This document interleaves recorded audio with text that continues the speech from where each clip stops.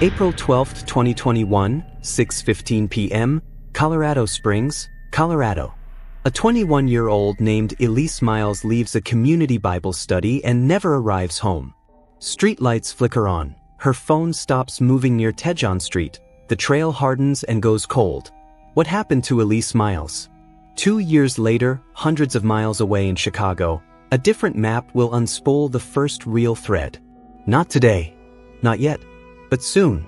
The question follows like a shadow. The answer waits behind glass.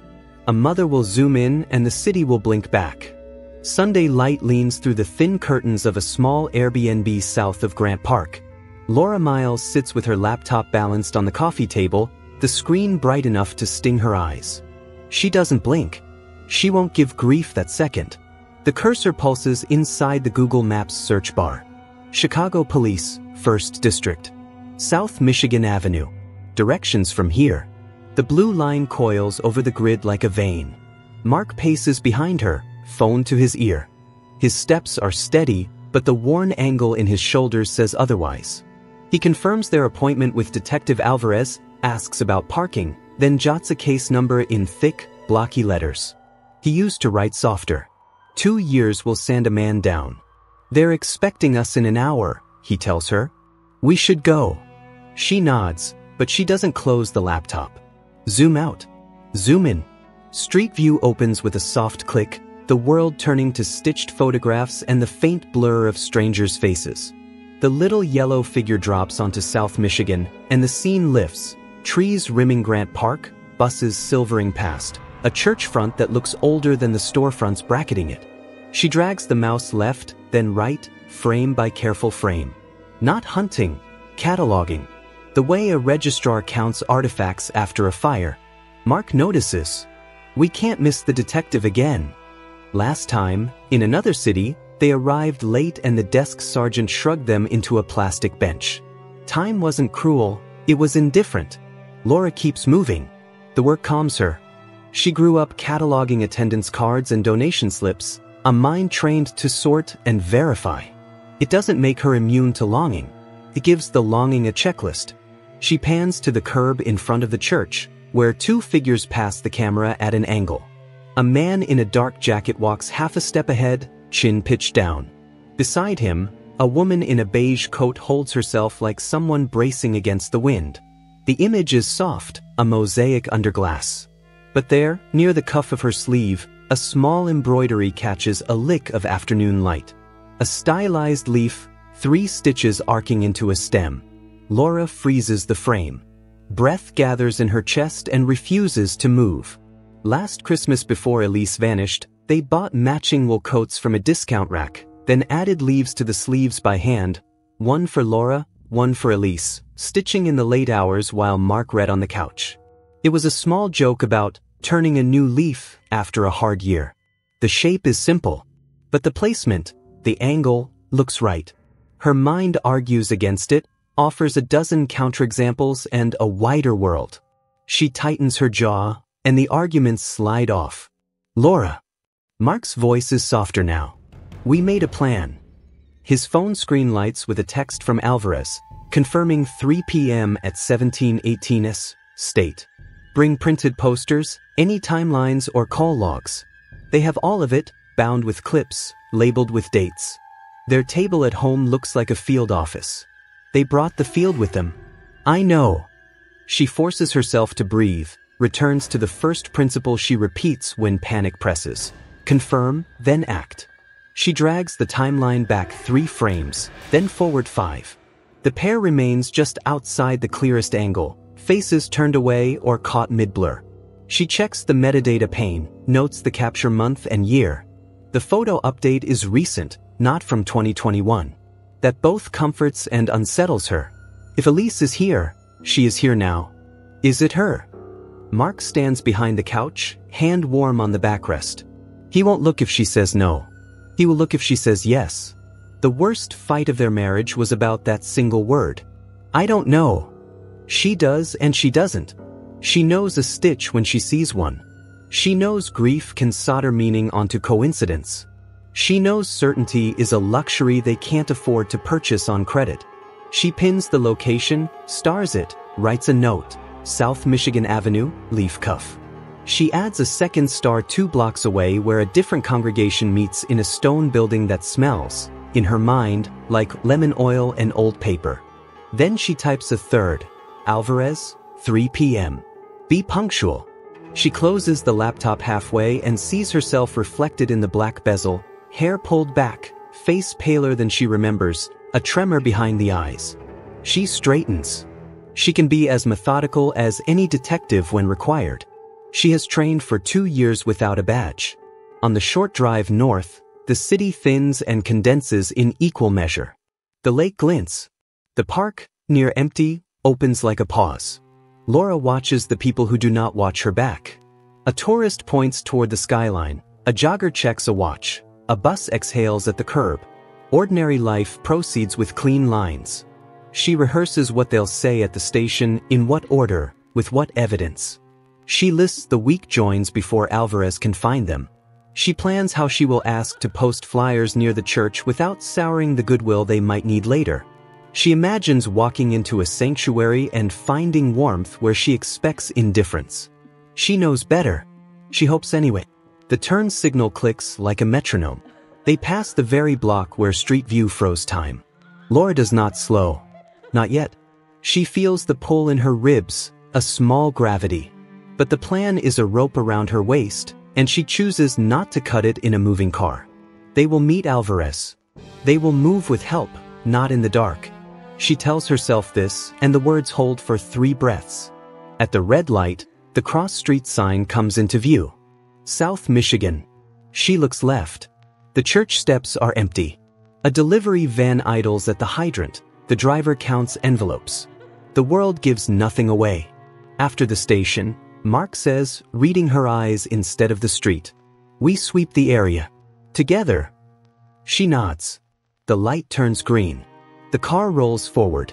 Behind them, without sound, a dark sedan eases from a parallel spot near the church and merges into traffic heading south. Laura won't see it. Not yet. In the rear view, a reflection catches a stray beam and winks like a small, stitched leaf.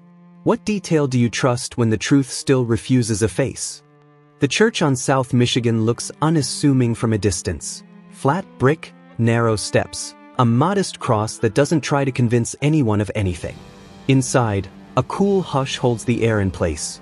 Laura and Mark step from sunlight into that tempered quiet, their eyes adjusting, their footsteps slowing as if sound itself might give away motive. A janitor polishes the end of a pew with slow, practiced circles. Incense is absent, lemon oil lingers, thin and clean, like a memory that hasn't decided whether to stay. Reverend Brooks appears first, sleeves rolled once, a face built for funerals and small weddings. He doesn't know their story yet, he recognizes their type. People who arrive with a folder and a purpose. He offers water, then a bench near the aisle. They accept neither. Laura asks about community events, mentions service projects near Grant Park.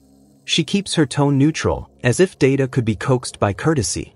Brooks listens, nods, and gestures toward the narthex where a guest preacher is gathering notes for an afternoon meeting. He walks in before his name is spoken. Nathan Hale. Tall, capable suit, polished shoes that don't squeak on the wood. His smile is the precise width of appropriateness. Laura feels it before she looks, pressure around the room shifting by degrees. He extends a hand to Mark, to Laura, and holds hers a fraction too long.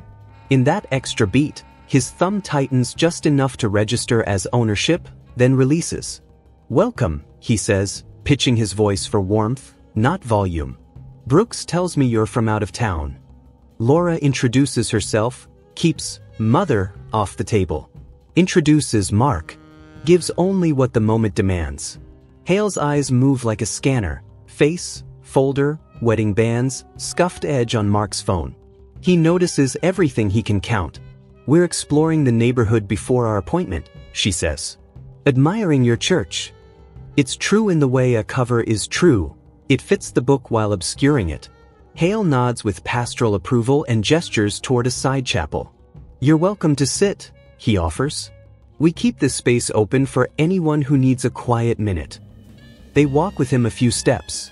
His jacket shifts as he turns, and a sliver of glossy paper peeks from his inner pocket, the corner of a photograph held wrong side out. Not a business card. Not a program. Smooth, thin stock. Laura's gaze finds it, fixes, and looks away. Something in the way he notices her noticing makes her stomach tighten. He pats the pocket without breaking stride, a reflexive adjustment that protects nothing and reveals everything.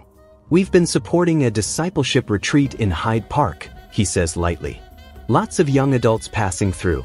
City can be unkind to people between stations." The phrasing is careful. Between stations. Not lost. Not missing. "That's generous work," Mark says, voice flat at the edges. Laura smells something as Hale opens a side door. The faint sweetness of vanilla, not heavy, not cheap. Her body knows it before her mind permits it. A scent bound to a winter she keeps locked behind her ribs. It shakes loose a picture she doesn't invite. 2 wool coats on a hallway rack, a joke stitched into a sleeve. She holds the door frame to ground herself and lets the wave pass under. A woman waits in the corridor with a clipboard and the keys of someone who is never asked where she's going.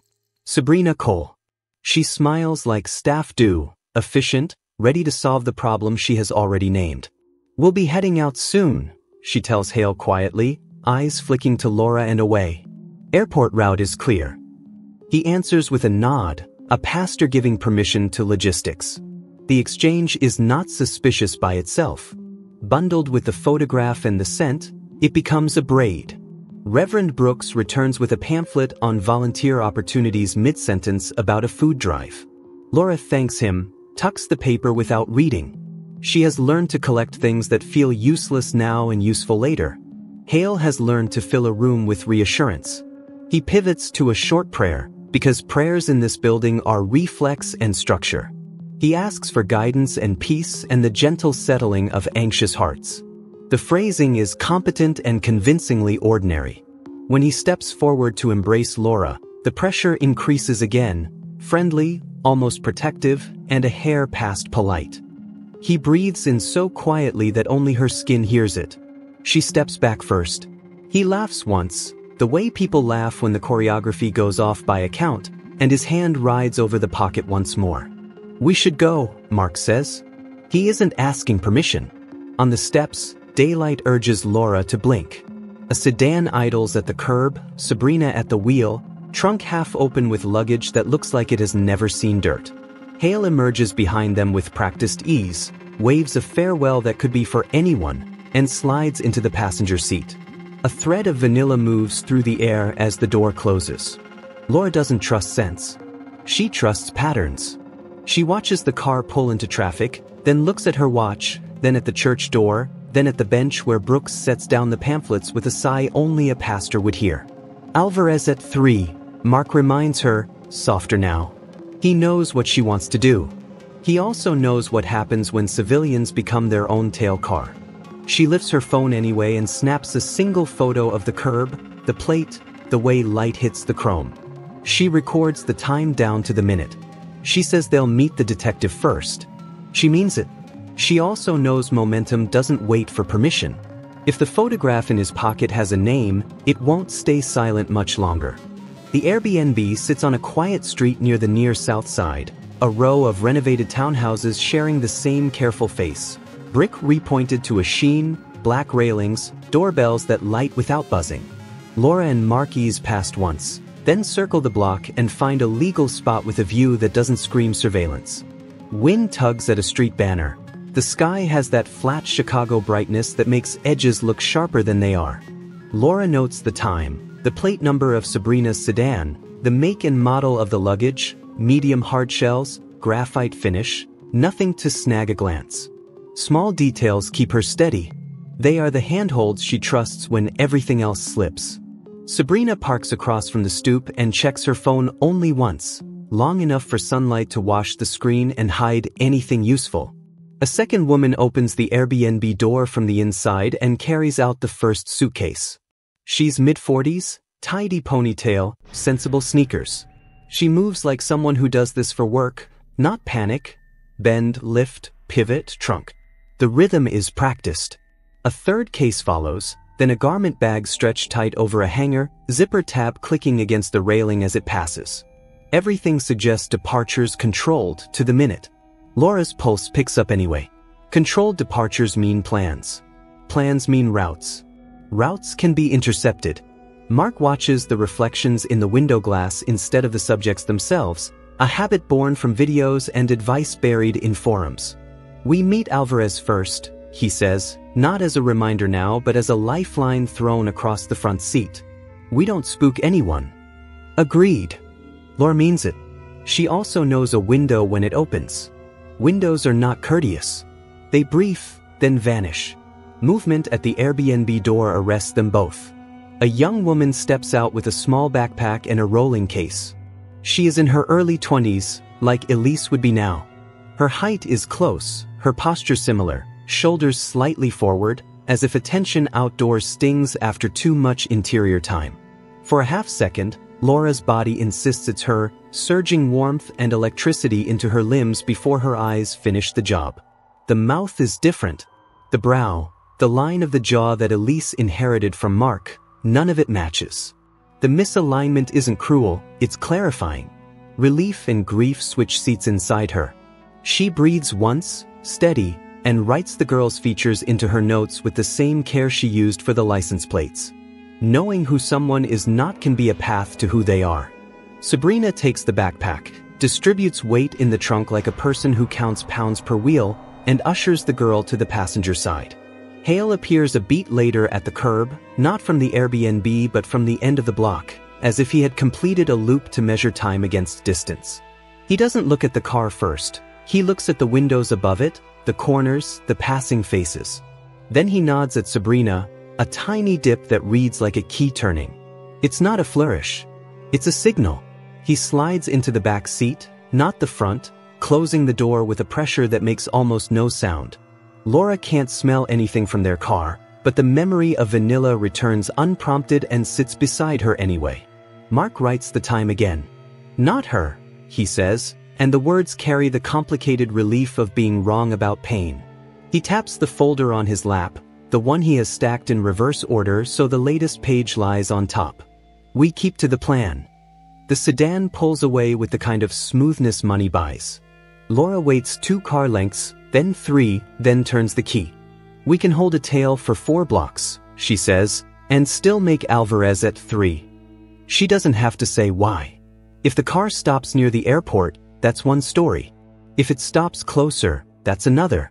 The sedan signals with perfect timing and merges onto a wider street. Laura tracks from the outer lane, using a bus as partial cover, not because she imagines herself a detective, but because she respects the math of sightlines. People who think in angles live longer in cities. At the second light, the sedan shifts right and takes a feeder toward the Stevenson. Mark's hand closes on the grab handle without conscious thought. "Airport," he says, and for a breath the word drags a gate number behind it and the weight of distances doubling. Then, just before the on-ramp, Sabrina cuts left with a practiced flare and dives into a surface lot shaded by a half-dead tree. The lot serves a low building with a sign so bland it disappears. Extended stay, corporate rentals. A man in a polo steps out with a clipboard. Rooms you pay for week to week. Rooms where people can exist without leaving a mark. They park on the far side of a delivery van, trellis of its ladder racking the sightline with metal. Laura photographs without showing the phone, 2 shots wide, 1 tight, then caps the lens with her palm. Hale exits the sedan and trades a few brisk sentences with the man in the polo. The young woman lifts her rolling case and hesitates, as if waiting on a cue. Sabrina gives it with a tilt of her head. The trio files inside. The door sighs shut. The lot returns to wind and dust and the sound a single page makes when a clipboard flips. Laura stares at the entrance. The decision sits in the car with them, a live wire between caution and urgency. 4 blocks, she had promised.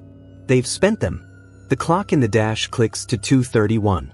She writes one more line in her notes. If this is a shell move, the next hand will spin faster. Hyde Park doesn't announce itself so much as collect around you. Leafy streets, stone facades, a hum that feels more like thought than traffic. Laura walks it on muscle memory she doesn't have, measuring blocks by breath and by the feel of the phone in her palm. Mark texts from the station, Alvarez confirmed. He's parking and meeting them at the front desk. Laura replies with a pin and a promise to head that way. Then she stops at the edge of a garden wall and looks across at a low, brick building with a quiet sign. Methodist Retreat House. Nothing theatrical. Trim hedges, a side drive, a small lot. A place designed for arrivals that don't want to be noticed. The sedan turns in like it belongs. Sabrina takes the corners slow, checks mirrors the way professionals do, long enough to catch a tail, short enough to look natural. She idles by the entrance, trunk yawning open. The lobby door clicks, and a staffer in gray emerges, keys on a lanyard, face arranged into that neutral helpfulness institutions learn by rote.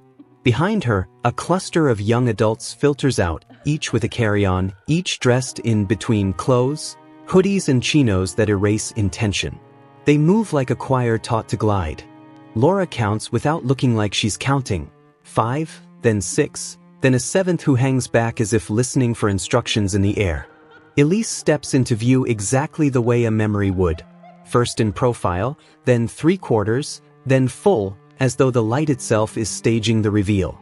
The hair is shorter, the shoulders narrower, but the mouth is hers, the half-smile that never quite lands when a room feels uncertain.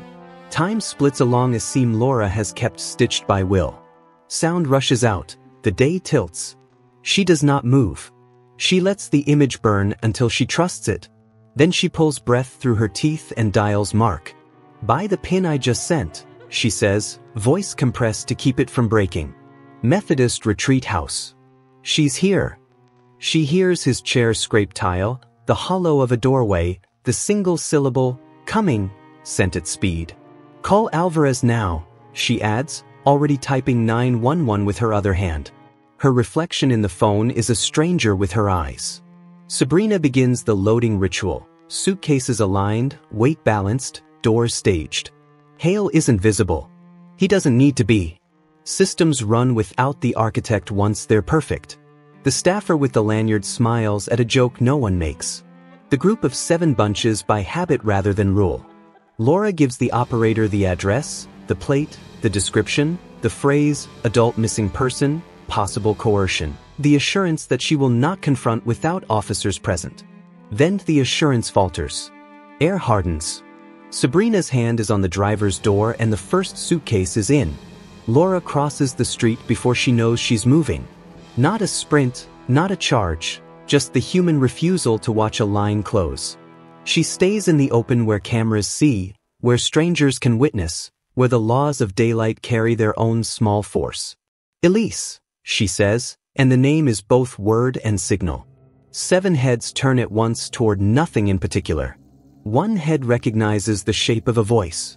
Elise freezes as if someone has whispered her true name from a room she left years ago. Her eyes widen, then narrow, scanning the face attached to the sound. She takes one involuntary step forward, stops, and looks to the staffer for cues she no longer believes. In that pause, the entire machine wobbles. Sabrina opens her mouth to redirect without raising alarm, a trick she's used before. She doesn't get a second sentence. Patrol sirens don't sing, they insist. 2 cruisers arrive from opposite ends of the block, angles chosen to make leaving feel expensive. Officers fan fast, palms out, voices practiced for scenes where the facts are still assembling. They ask for distance, for ID, for hands where hands can be seen. Laura stops where she's told and keeps Elise in her line like a pilot keeps a beacon. Mark pulls in at the corner a moment later, half parked, half abandoned, and moves to her shoulder with a speed that isn't running. He says her name once and it fixes her back to the ground. Alvarez appears behind the first unit, tie loosened, the only sign he was at a desk 5 minutes ago. He listens to the dispatch summary coming through his radio, then to Laura's 30-second blow-by-blow, then to the staffer's version in corporate monotone. His eyes do the math. Group travel, coordinated luggage, retreat language, a guest preacher's name that surfaces like a bubble from a lake. He speaks to Elise long enough to frame the contact as choice, not order. She answers with a small nod you could miss if you wanted to. She steps around the staffer and closes the distance to Laura with care, like a person relearning how to walk downstairs. They don't collapse into each other. They stand close enough to be counted together by every camera on the block. Sabrina tries to pivot to process. We have release forms. She's over 18. We're late for a program block. Phrases designed to clot an investigation with paper. Alvarez slices through with process that's colder than any hymn. Detain for identification, separate accounts, secure the vehicle, preserve anything that looks like a schedule. An officer peers into the trunk and whistles softly at the precision. Each suitcase tagged with initials and dates, each garment bag labeled with a 3-letter code. Order can be a kind of threat when it's applied to people. Laura tastes metal. She looks at Elise directly and says nothing clever. "I'm here" is enough. Mark says, "We're here," because he knows plural is the point. Elise nods again, throat working. In the air between their faces is the lightest trace of vanilla, or the memory of it misfiring in the moment it's needed most. Alvarez keys his mic and requests a unit to an address near the near south side. Extended stay, corporate rentals, possible staging site. As he releases the button, the Methodist retreat house door opens from the inside, and a man steps into the threshold with a calm that does not belong to this much noise. He scans the scene as if it were his to review, then smiles like a shepherd caught in a storm. The name he gives will be the wrong one. The phone in his pocket will not be. At the 1st District station, the building feels engineered to extract noise from a story and leave only the parts that can stand. Alvarez moves with the calm of someone who has done this enough times to mistrust everything until it's in ink. He separates people by function and proximity. Elise with a victim advocate in a soft-lit room, Laura and Mark in a small conference space with glass on 2 sides, Sabrina at a metal table answering questions about a retreat schedule, the man from the retreat house threshold, who wrote, Nathan Hale, on a visitor log 3 weeks ago, waiting with a lawyerly patience he didn't have 20 minutes earlier. The station hums with printers and the low ripple of radios. Process begins like rain at the edge of a storm. They inventory Hale's pockets respectfully and without rush, a leather wallet with a crisp Illinois ID in the name Nathan Hale, 2 credit cards mapping to a nonprofit called CityCent, an old-fashioned flip phone rendered modern by how deliberately it is not a smartphone. The flip phone carries no internet, no apps, only calls and time-stamped texts. The officer at the desk remarks that a phone like this is a door you can't open with a warrant to iCloud. The other phone, the one Hale kept close in the chapel, surfaces from the lining of his jacket with the faintest click. It's a second device, thin, unlabeled, grippy case, silent to a fault. The lock screen is a photo of Lake Michigan at dusk. No face, no child, only water and horizon. It looks like a sermon about erasing edges. Alvarez signs the property sheet and passes the second device to tech. Within minutes, a thumbnail cascade mirrors to a monitor. Photos are arranged in grids by date. A set of Head & Shoulders portraits repeat with different hair lengths, different lighting, different shirts, neutral backgrounds, consistent framing. Each is labeled with 3 letters and 2 digits, initials and a sequence. M02, SC03, JL01. Adults, all of them. No bruises, nothing explicit, nothing that would trigger the worst imaginable. Clean documentation can be its own tell. One folder down holds scans of discipleship commitments, release forms written with exquisite care, notarized in distant cities that share a pattern of short leases and long sermons. Alvarez does what he always does when a name comes gilded. He runs it against the dull lists that never lie. Nathan Hale returns church newsletters, a rented mailbox, a merchant processor set up last fall. He runs the base name through a set of phonetic and typographic slips, minimal changes in letters that con artists favor, and catches on a hook he's seen before. Nathan Hale, Hales, Dale, Dalton. The DMV photo for an Eric R. Dalton, age 42, emerges from Indiana like a face pressed against frosted glass. Side by side with Hale, the bone structure answers without commentary. Alvarez prints both, draws a line between them, and writes the word alias without flourish. In the advocate room, Elise drinks water like it might turn to smoke. She speaks with care, giving shape to 2 years without making a spectacle of any minute. No one pushes. She describes the first approach after Bible study, the artful phrasing of, "safer with us for a while," the way losing her phone felt like shedding weight she'd been told to hate. She describes work that looked like service, classes that looked like care, and a steady decrease in choices that somehow never needed a lock. She doesn't try to prove the harm. She says what happened and lets the adults in the building name it. Laura and Mark listen through glass as if the air between rooms might keep something back that they aren't ready to receive. In their conference space, a detective lays out prints from the phone. Elise, labeled EM02 in a cut that removes context until only a face remains. A printed schedule for a 7-day renewal, Hyde Park. Travel confirmations for short-term rentals made with cards Sabrina signed for as program admin. Each page thumps the table with a sound that grows heavier by repetition. Laura flattens a corner that lifts, because she needs at least one surface to behave. Sabrina insists on the vocabulary of paperwork, consent, itinerary, ministry, until a clerk from records brings in a folder with stamping that predates all of this. Eric Dalton appears in it as a paragraph. A fraud allegation in Ohio coiled with a charitable solicitation violation, a South Bend complaint that fizzled at the threshold of proof, a restraining order request that expired with a relocation. None of it is the thing Laura feared most. All of it is the path that leads to this room. When Alvarez slides the old cases across, Sabrina goes still in a way that makes a better note than any transcript. It's not shock. It's calculation interrupted. "Why the photographs, Eric?" Alvarez asks later, using the name without dramatics. "Why keep them like passport photos?" Hale, Dalton, meets the detective's stare and chooses a pastoral answer over a legal one. "We document progress," he says evenly. "We honor transformations." The phrasing is so polished you could pour it into a brochure. Behind it, the grid of faces looks back with a silence that isn't pious. Elisa's advocate steps in to say she's done for now. Laura rises before she realizes she's moving. Mark stands with her, not behind. Alvarez thanks Elise like you thank a person who just did a difficult job well. Then he turns to the doorway as if hearing something the room doesn't yet feel. A uniformed officer appears with a small evidence bag pinched between 2 fingers, inside it a paper strip torn from a notebook and folded once.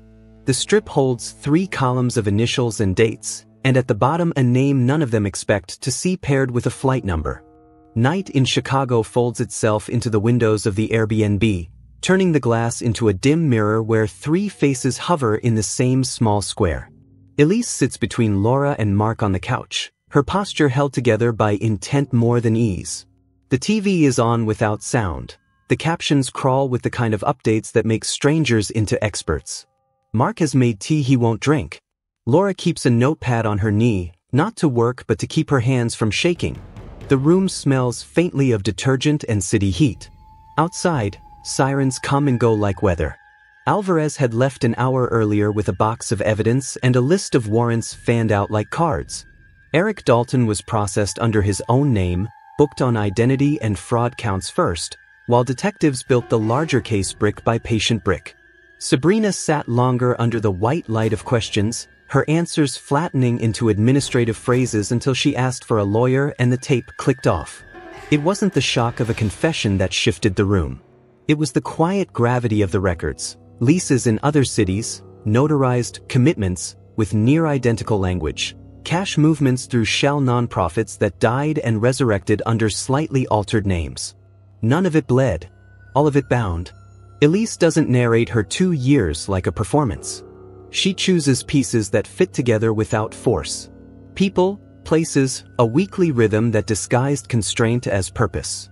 She says she believed she was leaving noise for clarity, then clarity for mission, then mission for a new self her old world couldn't understand. She says she shrank her life to fit a vocabulary that kept changing. When she stops, the silence doesn't demand anything more from her. Laura squeezes her hand and keeps it. Mark apologizes without speeches. He says he mistook endurance for control and logic for safety. He says he thought staying skeptical would keep them from breaking, when all it did was make the quiet louder. The words don't erase months. They fill the space between breaths. Elise nods. She stares at the blank TV for a long few seconds, then reaches for the remote and turns the sound back on, just to prove she can push a button and have the world answer. Phone buzzes. Alvarez. He's on speaker, the tone clipped with fatigue and something like relief. The paper strip from the evidence bag, 3 columns of initials and dates, wasn't just a log, it was a rotation. People moved city to city on cycles that looked like ministry calendars and read like control.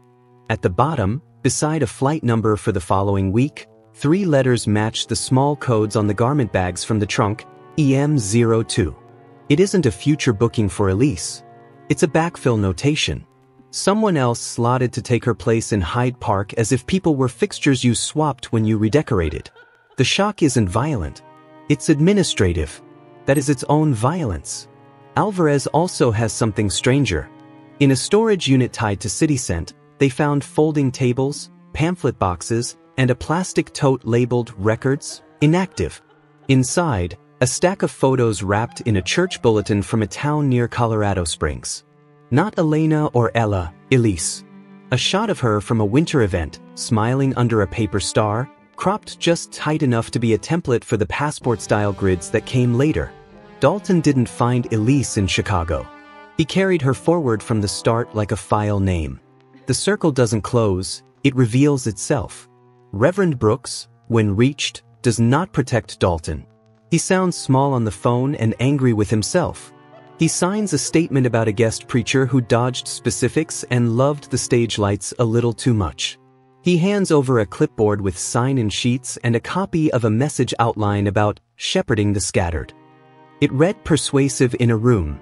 It reads mechanical on paper. He sets a date with Alvarez to walk through everything he missed. Not complicity. A failure of verification that looks like trust until you measure it. Toward midnight, a victim advocate texts Laura links to counseling resources that don't market recovery like a product, legal aid that doesn't melt after the first meeting, and a support group for families of missing adults. Laura bookmarks them, not because she doubts Elise's strength, but because strength is not the same as aftercare. She breathes in, out, a rhythm that finally marks time instead of chasing it. Mark breaks the quiet with a plan that doesn't overreach. Morning call with Alvarez, a stop at the station for release paperwork, a replacement phone for Elise with a number that belongs to her and not to a calendar. Elise stands and crosses to the window. The glass gives her back a composite family she recognizes and doesn't. She looks at Laura the way you test a step in a house you once lived in. "I want to sleep," she says, voice low, "and then I want to tell this right." Laura hears the word right, not fast. She nods. Mark pulls the spare blanket from the chair and lays it on the couch like a simple promise. The city hums. The room settles. 3 faces anchor in one pane without flinching. Across town, in the evidence locker, a phone rests in a labeled bin. Its lock screen is still the lake at dusk, a horizon pretending to be an answer. We don't win these stories by luck. We learn to hold 2 tools at once: intuition that refuses to shut up, and process that refuses to rush. Verify names. Copy plates. Notice tiny constants. A stitch, a scent, a routine. Ask for help sooner than pride prefers. When ordinary details line up the wrong way, act. The small things are how big doors move.